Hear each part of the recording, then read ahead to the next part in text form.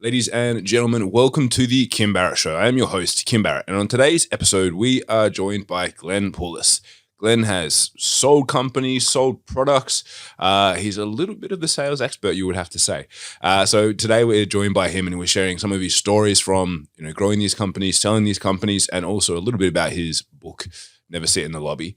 So if that's something you want to hear, make sure you tune into this episode. And of course, if we can ever help you with your marketing to get you into the lobby with those businesses you want to do business with, then head over to our free Facebook community, www.joinmygroup.com.au, where we go live every week, free training on helping you achieve all of your marketing goals and more. But until then, let's jump into the show.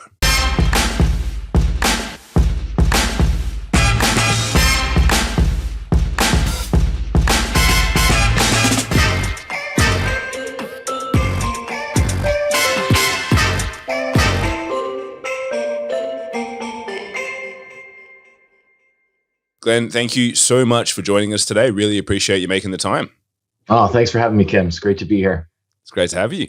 Now, I always like to kick off the podcast the same way every time, which is if I met you at a party and we were chatting and I said, Glenn, what is it that you actually do? What's your go-to answer? I usually sort of lead with, I'm kind of in sales or a salesman, but really I run a sales company, a company that, most companies sell products, but, it truly is a sales company where we represent companies from around the world. So I kind of lead with, I'm a salesman or I run a sales business. Nice.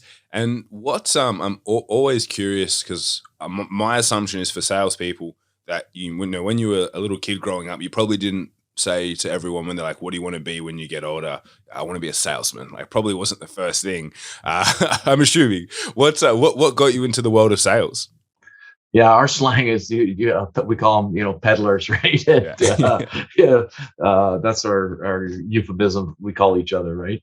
Well, the funny thing is that I had the most diametrically opposed job to a salesperson prior to being in sales, which was I was a government employee, a civil servant, if you will, working for the federal government. And I'm in Canada. I'm in near Toronto, and in Canada, the weather service called the Department of Environment Canada. And I worked for Environment Canada. I went to school for electronics, and I was fixing electronic stuff. And my boss, ex-military guy, he pulled me aside one day and he said, dude, you're in the wrong job. You should go into sales. And, I was so young and impressionable. I don't remember, questioning him why and, what are the facts on this. I just took him up on the suggestion and started looking for sales jobs. And shortly thereafter, I quit my guaranteed pension job with the government and went into the wonderful world of sales. And what attracted you into that world? Because as you say, obviously having that, government pension, pretty much like one of the most probably secure jobs that there is. What made you take the leap into uncertainty and I'm sure a world of commissions and having to really, hunt to eat? And the funny thing is that I do run my own business. I sold the company in February, actually. So, and I would have to stay for about 3 years, but I've looked back in the last number of years. I've been to a number of retirement parties for all of the civil servants I used to work with that have all put in their requisite amount of time, and now they've got their guaranteed defined benefit pension and everything. I'm still I'm like, have I done this correctly or what? Right. But I suppose in a few years I'll get to retire. But so I went for, I actually didn't apply for a lot of jobs. I really only applied for one job, and I got the interview, and I think and I do tell the story in the book, but I went for the first interview, and the guy's name coincidentally was Kim, and so I went for the interview. The next day in the morning, I followed up and I called and I said, have you made a decision, right? And they're like, no, not yet. And so that afternoon I phoned again, right? And I asked and I said, have you guys made a decision? And they said no. And then the next day I phoned and they started screening me at that point, right? And the lady's like, I'm like, well, is Kim there? And no, Kim's busy. He's tied up. And I'm like, oh, has he made a decision on that sales job yet? And nope. And so a week or 10 days later, Kim calls me and he says, Glenn, you're going to Montreal. And I'm like, okay, sounds great. So now remember, I work for the government and I was driving around Ontario, Canada, near Toronto and stuff. And I was fixing all this electronics. And the car that they gave me at the government was I think it was like a Chevy Chevette. It was think of, in the 1985, the cheapest possible car that you could ever sit in with crank windows, no radio, no air conditioning, nothing like that at all. And that's what I was driving around with my tool bag. And so I fly to Montreal, and one of the other owners of this sales company was picking me up at the airport, and he rolls up to the Montreal airport, and he's driving a BMW 750. And of course, being the young, impressionable dude that I was duly impressed, right? And I get in this car and I'm like, holy shit, this sales looks like a great career, right? And so we roll into the office, and there's 4 owners to the company. 3 of them were in Quebec. And when he pulled into his parking spot, beside him were 2 more BMW 750 cars, and they had license plates that were like 1 digit apart, right? And I said, I'm definitely going into sales. There's just no question about it. This is the perfect job for me, right? So I did the interview in the Quebec, and they sent me back home. And a few days later, Kim called me, gave me the job, and then he hired me. And the punchline of the story is that when he brought me in, he goes, we didn't want to hire you. And I'm like, what? Well, why did you hire me? And he said, you were the only one that followed up twice a day for 10 days. So we figured, if you do that much to get the job, we know how much you do to keep the job. And so we decided to take a chance on you. And, but what it really attracted me to it was that former military dude. He said, he explained that there was good money in it. And he gave me this saying that money flows out of a pen, Glenn, not out of a toolbox, right? And so I guess making more money, you'll make more money, writing out contracts than you will fixing, weather stations and things like that. So I was,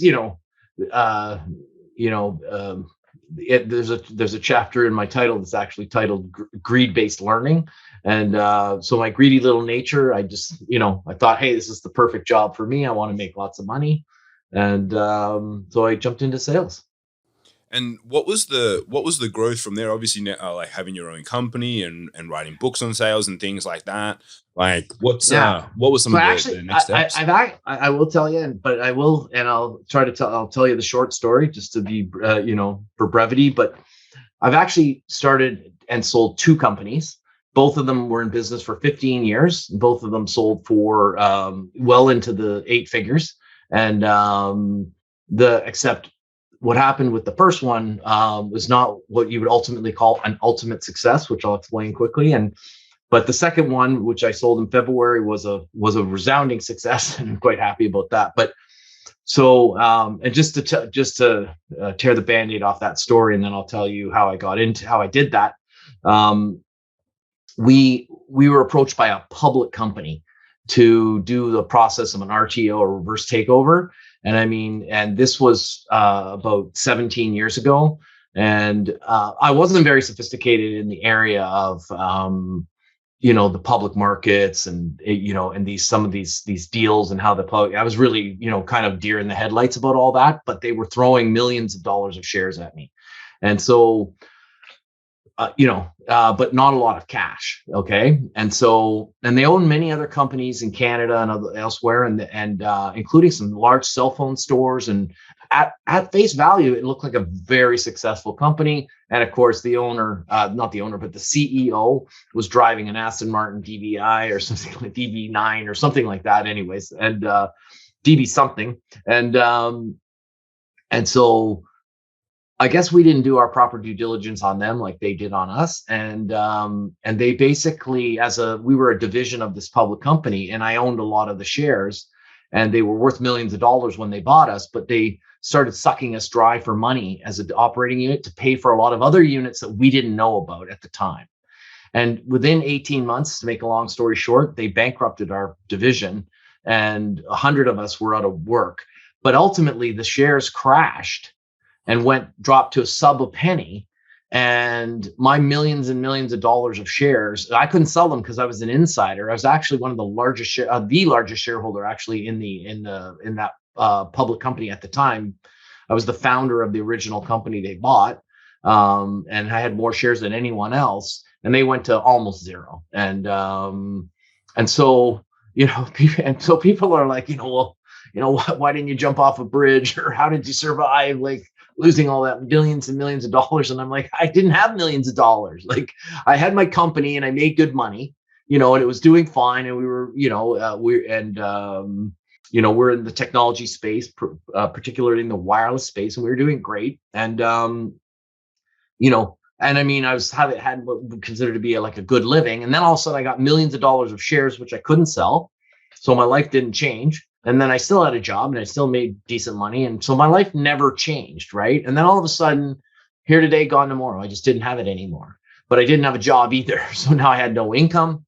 And so I had to start over. But I worked for, how I got into these companies was I was working for a similar company, and our business model, the Kim that hired me, they represented companies from around the world, technology companies, and they were selling primarily like instruments that electronic engineers use to do their jobs, like all kinds of like measuring instruments. It's a large field, electronic measuring instruments. And at the time, the big name was like Hewlett Packard, which is now called Keysight, but Tektronix, Roden Schwartz, these are big global names at measuring instruments. And these are the kind of products we were selling.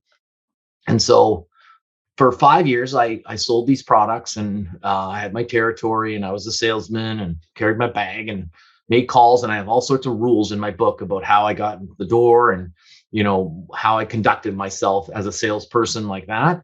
And after 5 years, it was 6 months before I turned 30. I had this goal. I wanted to be, I wanted to be an entrepreneur. I wanted to start a business before I turned 30.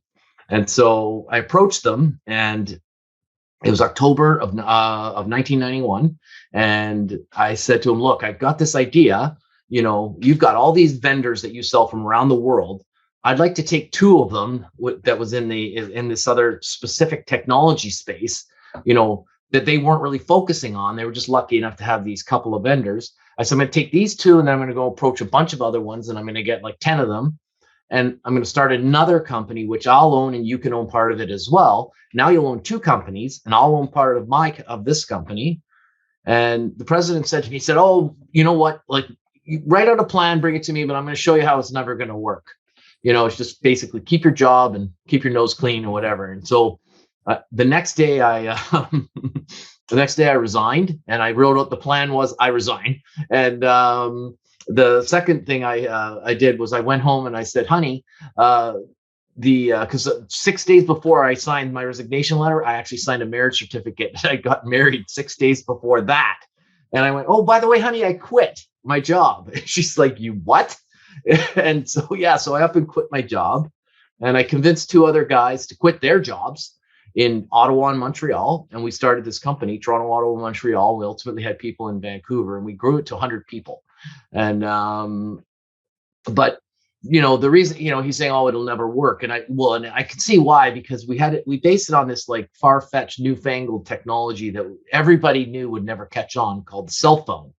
And, we were going to focus on the wireless game and particularly cellular technology. Right. And 1991, the phone had been around like 5-6 years, something like that. And ironically, the name of the company that had hired me was called Interfax. Like, they didn't sell fax machines, but it was one of the biggest hurdles we always had. Oh, they're like, oh, do you sell fax machines? I'm like, no, I don't sell fax machines, right?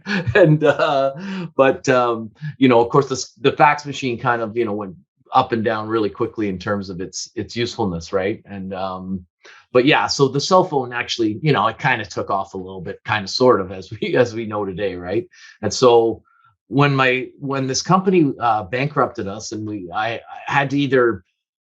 I basically, the government hired me out of college, And somehow I wangled together a way of applying for that job at my first sales job. But I never had a resume and any experience finding jobs or whatever. So I quit the government. I got that sales job 5 years later. I quit the job, started my company 15 years later. It was bankrupt, and I didn't have a job, and I didn't even know how to do a resume. And to me, it was more frightening to fill out a resume and go on job interviews than it was to restart a company. And so I decided that I was going to restart the company, and I had made note of some of the things around the way the business had evolved culturally, and that I didn't really like, but I'd lost sort of at 100 people, I just lost control of the all the messaging and what have you. And so I wanted to start a new company, and it was going to be run a different way. And and the core tenet of it is being a pleasure to do business with. And I mean, but truly being, not just saying that, truly living that. And we live that to this day. And so within a week, I incorporated a new company, and my name, it's Glenn Poulos. So I started with my name, GP, my initials, right? And I said, okay, well, my middle name is James, so Jip Wireless doesn't sound very good. So why don't you buy a vowel? So I bought a first vowel. I started with A, and I went with, hey, GAP. Oh, that's Gap Wireless. Okay, boom, it was named. In 10 minutes, I had the company named.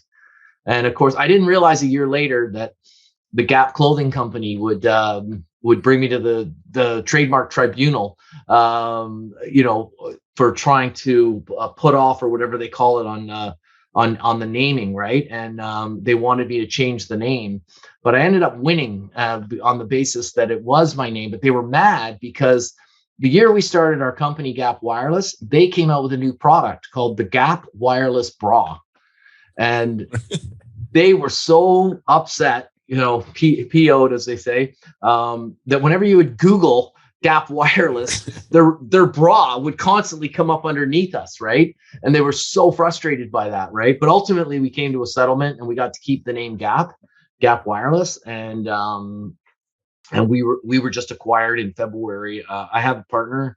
We were acquired in February of 2022, a few months ago, by a U.S. company called NWS Wireless, much bigger company, and just it's a growing private equity kind of a thing. And we've agreed to stay on and help them grow the business for a number of years, and then, fade off into the sunset in a few years. And that's how it happened. That's awesome. I love that story. That's really cool. And then and then share a little bit as well about, obviously you mentioned that you've got a book there too with a few of these stories. Like, tell us, like, when did you decide to write that, and what's that book all about? So the book, it's called Never Sit in the Lobby. And of course, so many people today, they sell on LinkedIn and stuff, and they're like, what lobbies? Who goes to the lobbies anymore, right? And I'm like, dude, I go to the lobbies. Like, we're a face-to-face selling, we're selling $100,000 systems, or we're selling antenna technology to, major carriers. We have to go visit them. Our stuff doesn't sell online. Absolutely not. And but it's called Never Sit in the Lobby. And, a long time ago, when I was out working for that first sales company, I started to accumulate and watch what other people were doing. And some of them were good rules, and some of them were bad rules, like rules to avoid and rules to emulate, right? So I started naming the rules after people, and I like the word factor. So I would call them like the Tony factor, the Brian factor, and things like that. And I would write them down, and I would keep track of them. And then I started repeating them to people, and I'm like, oh, you need to do the Tony factor on that one, and so in the book, I had to change all the names, right? Because some of them are first name, last name kind of things. And so I had to come up with aliases to protect all the guilty. And the funny thing is, now it's like people are testing me, like, about, oh, what about this, the chapter. And I can't remember the made up names, but because I remember them for 35 years being the real person, right? And yeah. But anyways, so I started repeating them, and people would laugh and they say, "Oh my God, that's hilarious," or whatever. They say, "Oh, that's a great, that's a great rule," or whatever. I'm going to remember that. And then a few guys caught on and they said, "Hey, can you come to my company and tell my coworkers about some of your rules?" And so I started doing some public speaking for a short period of time at that time. And then a few people were pandering and saying, "Oh, you should write a book." And I'm like, "Oh yeah, you know what? I should." And of course, I promptly did not write a book, right? And all the time went by, and then, but I kept writing down the rules over the years. Same book. I kept the same book all those years. And I would I would name it after a person, and I would write down the basics of the rules so that I would never forget it. Kind of like writing down punchlines to jokes.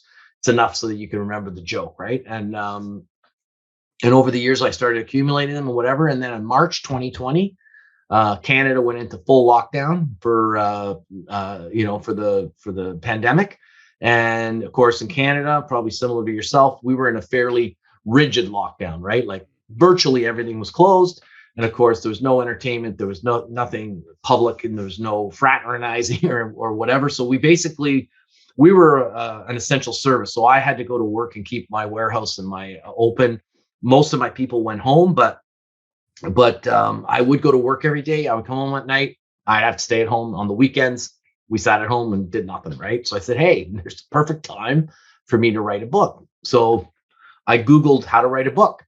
And the guy said, and it was actually a podcast. And the guy said, "It's easy." He said, "You just have to commit to writing 500 words every morning and you'll have a book in no time." And I thought to myself, well, I'm probably not going to do it every morning, but I would actually commit to writing 2,000 words between Saturday and Sunday, right? And which is my day off, and so I said, every day I'm going to write 2,000 words on the weekend until the book's done, right? And so I started that in March 2020. And then I found a service that provides editors and copywriting and copy editing, content editing, proof checking, fact checking, and then also help you with teaching you how to market the book, like how to get it on Amazon, how to format it. And it was really like a recipe system for writing books, but you actually do all the work and you get 100% of the rights. You're self-publishing it. It's published by Oak Blue Press. It's basically Oakville, Ontario is where I live. And then Blue is for Blue Mountain, where I have a ski chalet up north in Northern Ontario. So I came up with Oak Blue Press. That's who published the book, right? And but yeah, so the joke is that I wrote 2,000 words until I got to 75,000 words. Then I sent it to the first content editor. And when she removed the F word from the book, I was now at 71,000 words. And she said, "Dude, you can't swear that much in a book." And she says, "You can say the F word 3 times and God damn it a couple, and that's it." Right. And I'm like, "Okay, fine. We'll go with 71,000 words." And, and so, so they helped me with all that part of it. And in literally the week that I signed the business to sell my business, the book was launched on Amazon and other places in North America. And it was the best of times, the worst of times, right? Because this private equity firm was buying it. They were expecting, and I was, they're expecting 10,000% of my attention. And of course, you're launching a book and it's somewhat distracting. Let's put it that way. Right. And, so I probably could have timed it better, but it was just the book got delayed a bit and the buyout got delayed a bit. And, I couldn't get in the way of either one of them at one point. They overlapped, but so February was a big month. And I've seen a few other people write books since then. And then, they've all used that same sort of method of just saying, "Okay, these are my days, these are my times. And I'm going to turn everything off, do not disturb on the phone and turn off the distractions and just get to that number, whether it's 500, 1,000, 2,000 words." And that it really does work. And literally anyone can do it. And, although I'm super motivated, I'm also like highly procrastinating in my nature as well. Right. I'm like, why would I do it today when I can procrastinate until tomorrow? Right. And so, but I did set aside the time. And so anyone that's listening that is thinking about, hey, can I write a book? You really can, and you can just Google all these book launching services, and they will help you to figure out all those parts. There's a lot of pieces to that puzzle. I don't think I would have figured it all out on my own, really, in a proper amount of time. So that's how I did it. Yeah. Awesome. I love it. And Glenn, as we get towards the end of our time here together, I always like to ask the same question at the end of the podcast too, which is there a question which I haven't asked you, which I should have? Yeah. What usually one of the favorite questions I like to answer is, what's the most important lesson in the book, right? And so that's something that you haven't asked me, and it's definitely something that you should, if that's my answer. Fill us in. What's the most important lesson? Well, I'm going to give you a two-part answer. Hope that's okay. Hope we can squeeze it in. So what I like to say is the most important lesson from the book was the lesson that I forgot to write and didn't put in the book. And that was that, and as I like to say it, not mincing words, is don't get fat, right? And I'm 60 years old now, and I lived a life of salespeople and dinners and things like that, and whatever. And my weight's been up and down, whatever. But as I got older, and during the pandemic and whatever, I took my eye off the ball, and it's been incredibly difficult, to get that part back in order. And I mean, if you don't have your health and all that stuff, it's none of it. The rest of it is quickly you realize isn't worth anything. So you want to make sure you keep that on point throughout, while you're working on your money and your game and your, and your business and what have you, is always focus on staying healthy and fit, right? And the other lesson that I love sharing from the book is called "You Only Get Forever to Make Another Impression," right? And so a lot of people kind of like look up going, what do you mean? I thought my mom said the best the first impression is the most important impression, right? And I'm like, yeah. And every impression is the first impression. I said, and I always tell, basically give them the analogy of, look, when your boss walks by and he looks over at you and he sees that you alt tab on your keyboard from Instagram over to the CRM and start tapping away, like, you can never do it fast enough. His eyes and brain are going to be all, he's going to see that you were right. You just made an impression, right? So pay attention to when you hear his footsteps in the hallway, and when you hear them, alt tab then. Don't wait, right? And always be making a good impression. When you see the bosses walking down the hallway, be on point. And then when they walk by, say, oh, you know what? Can I ask you a quick question? I'm working on this deal with so-and-so, blah, blah, blah, blah. And always be on point. Always be making a good impression, because whether you know it or not, you're making an impression. The question is it a good one? So, that's one of the things I love to share. So I love it. And then Glenn, for anyone that's listening and they're going, all right, I want to find out more about what Glenn's up to, find a copy of the book, things like that, where's the best place for them to connect online and find out more about it? My website, which is glennpoulos.com, GLENNPOULOS.com. Beautiful. We will have that linked up in the show notes. And for anyone, if you're listening to this, maybe you need a little bit of sales inspiration, or maybe you're spending too much time sitting in the lobby, make sure you share this episode with other people so they can hear a little bit of Glenn's wisdom from today. Glenn, really appreciate you making the time to jump on. It's been great chatting with you. Yeah, same here. Thanks, Kim. Cheers.